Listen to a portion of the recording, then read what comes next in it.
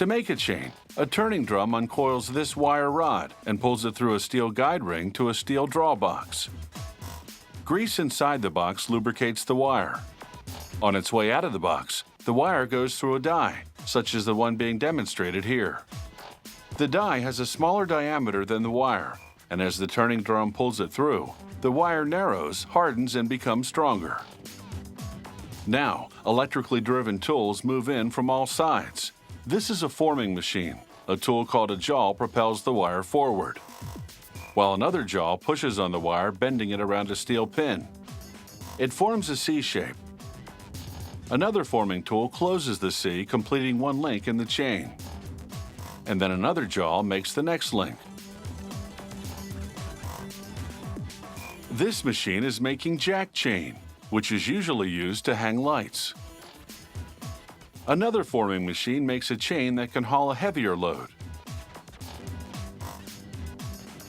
A grip pulls the wire onto rollers that straighten it out.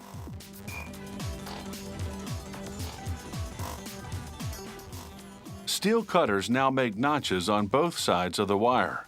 These notches mark the place where the wire is to be sliced into link-sized pieces. A mechanized knife makes the final cut at the notches. Next, roller arms loop a cut piece of wire around a steel finger. The roller arms make it look easy, but they're actually exerting tons of pressure in order to shape this wire. After the rollers form the link, a pliers-like tool grabs it and turns it around. This positions the completed link so that it can connect with the next link as it's shaped. Now a pulley system drops the freshly welded chain into a heat-treating coil. An electrical current runs through the copper coil, heating the chain inside until it's orange-hot, 1724 degrees Fahrenheit. The pulleys lower the chain into a tub of water to cool. The extreme temperature change alters the molecular structure of the steel, making it much harder. But the experience leaves the chain a bit brittle.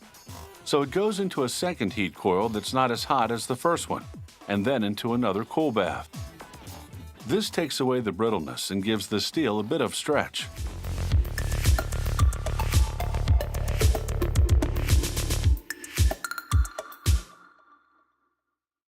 Cutters now make notches on both sides of the wire. These notches mark the place where the wire is to be sliced into link-sized pieces. A mechanized knife makes the final cut at the notches. Next, roller arms loop a cut piece of wire around a steel finger. The roller arms make it look easy, but they're actually exerting tons of pressure in order to shape this wire. After the rollers form, the die has a smaller diameter than the wire, and as the turning drum pulls it through, the wire narrows, hardens, and becomes stronger. Now, electrically driven tools move in from all sides. This is a forming machine. A tool called a jaw propels the wire forward, while another jaw pushes on the wire, bending it around a steel pin.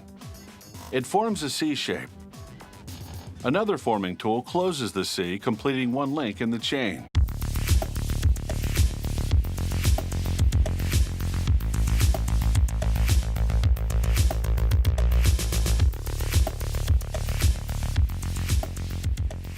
To make a chain, a turning drum uncoils this wire rod and pulls it through a steel guide ring to a steel draw box. Grease inside the box lubricates the wire. On its way out of the box, the wire goes through a die, such as the one being demonstrated here, the link. A pliers-like tool grabs it and turns it around. This positions the completed link so that it can connect with the next link as it's shaped. Now a pulley system drops the freshly welded chain into a heat-treating coil. An electrical current runs through the copper coil, heating the chain inside until it's orange-hot, 1724 degrees Fahrenheit. The pulleys lower the chain into a tub of water to cool. The extreme temperature change alters the molecular structure, and then another jaw makes the next link. This machine is making jack chain, which is usually used to hang lights. Another forming machine makes a chain that can haul a heavier load. A grip pulls the wire onto rollers that straighten it out.